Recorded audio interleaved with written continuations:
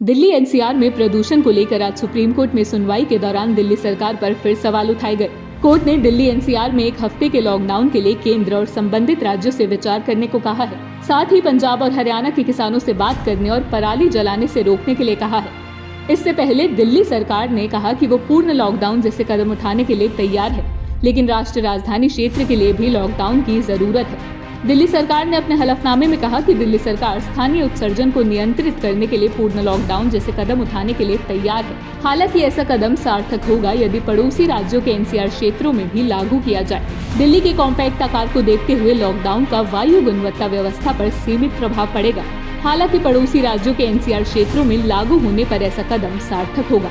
आगे सुनवाई में कोर्ट ने पूछा कि दिल्ली सरकार बताए कि उसने प्रदूषण को काबू करने के लिए क्या कदम उठाए। उसके पास रोड से धूल मिट्टी हटाने की कितनी मशीनें हैं। इस पर दिल्ली सरकार के वकील राहुल मेहरा ने कहा कि रोड को साफ करने वाला यंत्र एमसीडी के अंदर आता है। इस पर बेंच ने दिल्ली सरकार के वकील को फटकार लगाते हुए कहा कि आप फिर अपनी जिम्मेदारी एमसीडी पर डालने की कोशिश कर रहे हैं। सख्त लहजे में अदालत ने कहा कि आपकी इस तरह की बहानेबाजी से हम बाध्य हो जाएंगे कि आपके प्रदूषण के लिए फंड और उसके स्लोगन पर खर्च पर ऑडिट कराने की बात सोचें। अब इस मामले पर अगली सुनवाई बुधवार सुबह 10:30 बजे होगी।